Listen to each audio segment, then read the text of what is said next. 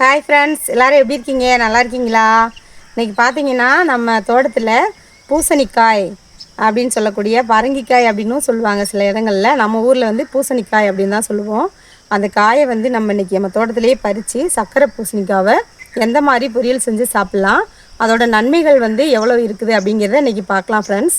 வாங்க போயிட்டு நம்ம தோட்டத்தில் பூசணிக்காவை பறிச்சுக்கலாம்.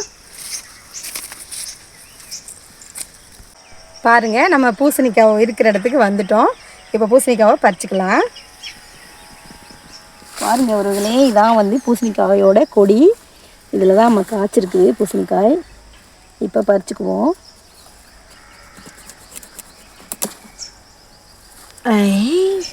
பறித்து முடிச்சிட்டோம். வாங்க போயிட்டு பொரியல் பண்ணி சாப்பிட்லாம்.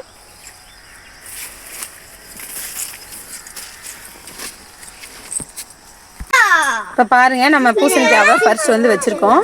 இப்போ கட் பண்ணிக்கலாம். பூசணிக்காவை கட் பண்ணிவிட்டு நம்ம பொரியலுக்கு பொருட்கள் எல்லாம் ரெடி பண்ணிக்குவோம்.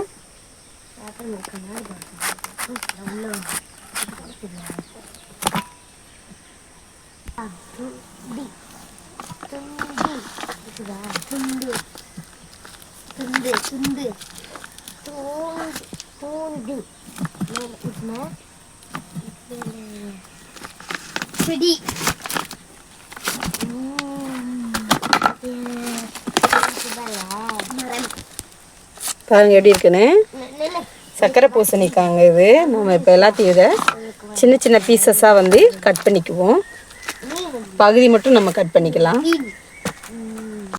பாருங்கள், நம்ம பூசணிக்காவை இந்த மாதிரி பீசஸாக கட் பண்ணிவிட்டு அதுக்கப்புறம் வந்து இந்த பாருங்கள் இங்கே இந்த மாதிரி குட்டி குட்டியாக கட் பண்ணி நம்ம வச்சுக்கலாங்க. ஒருவர்களே, பூசணிக்காயில் பார்த்தீங்கன்னா அதிகப்படியான நார்ச்சத்து இருக்கிறதுனால கலோரின் வந்து கம்மியாக இருக்குங்க.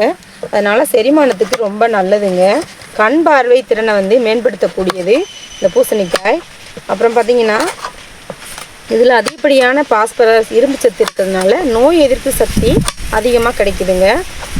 இது செரிமான சம்மந்தப்பட்ட பிரச்சனைகள் எதுவுமே வராதுங்க.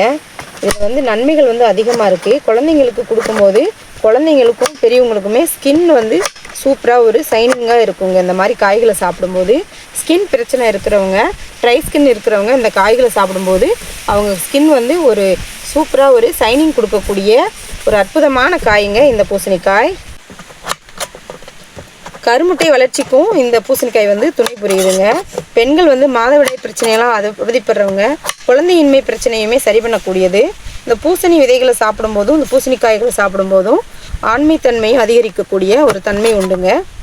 ரொம்ப ஒரு கருமுட்டை வளர்ச்சிக்கு இந்த பூசணிக்காய் வந்து ரொம்ப நல்லதுங்க.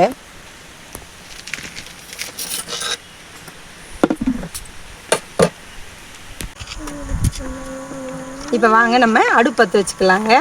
இப்போ பாருங்கள், மண்கடாய் வந்து நல்லா சூடு ஏறிச்சுங்க. இப்போ வந்து நம்ம சமையல் எண்ணெயை ஊற்றிக்கலாங்க.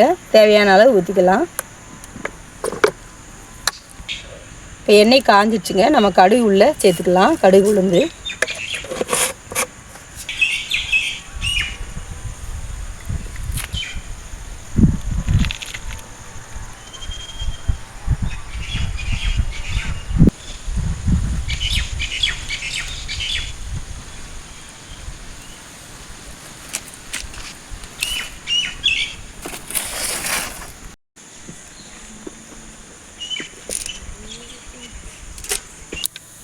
கடுகு பொரிஞ்சிச்சுங்க. கருவேப்பிலை நம்ம உள்ளே சேர்த்துக்கலாம். சின்ன வெங்காயத்தை நம்ம உள்ளே சேர்த்துக்குவோம்.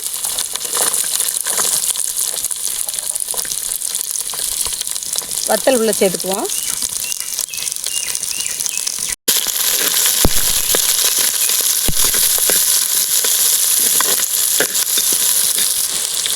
நம்ம பூசணிக்காவுக்கு தேவையான அளவு உப்பு உள்ளே சேர்த்து வெங்காயத்துக்கூடையே வதக்கிக்குவோங்க.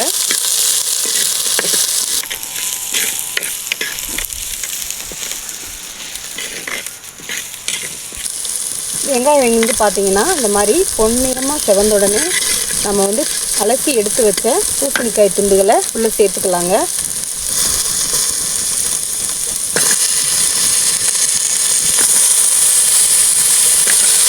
இப்போ வெட்டி வச்ச பூசணிக்காய் துண்டுகள் அனைத்தையுமே நம்ம உள்ளே சேர்த்தாச்சுங்க. இப்போ கிளறி விட்டுட்டு நம்ம அலசி வச்சுருக்கிற தண்ணி கொஞ்சம் காயில் இருக்கும். ஒரு டம்ளர் மட்டும் தண்ணி உள்ளே சேர்த்து நம்ம வந்து மூடி வச்சிடலாங்க. தண்ணி அதிகமாக சேர்க்காமல் அப்படியே கிளறி விட்டுட்டே இருந்தோம் அப்படின்னா சூப்பராக இருக்குங்க. ஒரு கிழங்கு மாதிரி இந்த பூசணிக்காய் வந்து பொரியல் வந்து ரெடி ஆயிரும். செம்ம டேஸ்ட்டாக இருக்கும். இதே மாதிரி நீங்கள் ஒரு டைம் பண்ணி சாப்பிட்டு பாருங்கள். ரொம்ப அருமையாக இருக்கும். தண்ணி அதிகமாக வச்சோம்னா டேஸ்ட் போயிடுங்க. இப்போ தேவையான அளவு தண்ணி சேர்த்துட்டோங்க. இப்போ மூடி வச்சுக்கலாம்.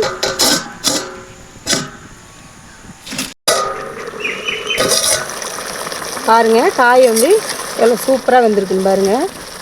நம்ம வந்து பார்த்திங்கன்னா அலசி வச்ச தண்ணிலையும் அப்புறம் வந்து பார்த்திங்கன்னா ஒரு டம்ளர் வந்து சின்ன டம்ளர்லாம் ஊற்றிருந்தோம். இப்படி வைக்கும்போது அப்படியே ஒரு கிழங்கு மாதிரி வெந்துருங்க. சூப்பராக இருக்கும். கரெக்டாக இருக்கும் அந்த தண்ணி. இந்த மாதிரி அளவு தண்ணி ஊற்றணும் அப்படின்னா அவ்வளோ காய்க்கு.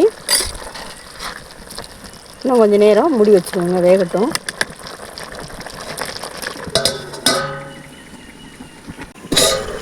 வெந்துச்சான்னு பார்ப்போம். சூப்பராக வெந்துச்சுங்க. ரெடி ஆயிடுச்சு. பாருங்கள் எப்படி இருக்குங்க. அதோட கலர் வந்து எல்லோ கலர் அழகாக சூப்பராக இருக்குங்க. இப்படி இந்த மாதிரி நம்ம சமைச்சு சாப்பிடும்போது டேஸ்ட் வந்து வேறு லெவலில் இருக்குங்க. ஒருவே நல்லா வெந்துருச்சுங்க. பாருங்கள், இங்கே பாருங்கள் எப்படி இருக்குன்னு. நம்ம இப்போ இறக்கிக்கலாங்க. சூப்பராக வந்துருச்சு. வாங்க இப்போ நம்ம இறக்கி வச்சுக்கலாங்க. இந்த மண் பாத்திரத்தில் வந்து சூடு கொஞ்சம் நேரம் இருக்குங்க. அதனால் வந்து நம்ம இறக்கி வச்சாலுமே அதோட சூடு வந்து அப்படியே இருக்கும். அதனால் இப்படி இறக்கிடுவாங்க. பாருங்கள், இந்த மாதிரி நம்ம சமைச்சு சாப்பிடும்போது குழந்தைங்களுக்கெல்லாம் கொடுக்கும்போது ரொம்ப ஒரு நன்மைகள் இருக்குங்க. வாங்க இப்போ நம்ம டேஸ்ட் பண்ணி பார்க்கலாம் எப்படி இருக்குன்ட்டு.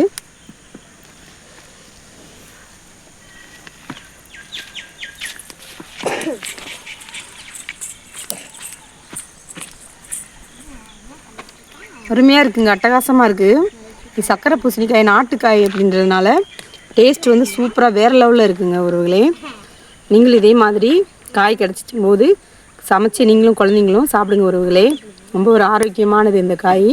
நம்ம சேனலில் வர இந்த மூலிகை பற்றின சமையல் உங்கள் எல்லாருக்கும் பிடிச்சிருந்துச்சின்னா நம்ம சேனலை சப்ஸ்கிரைப் பண்ணி வச்சுக்கோங்க. பெல் பட்டனையும் ஆளில் வச்சுக்கோங்க. அப்படின்னா தான் நம்ம போடுற வீடியோஸ் வந்து உங்களுக்கு உடனுக்குடனே வரும். லைக் பண்ணுங்கள். உங்களுக்கு தெரிஞ்ச ஃப்ரெண்ட்ஸ்க்கும் ஷேர் பண்ணி விடுங்க.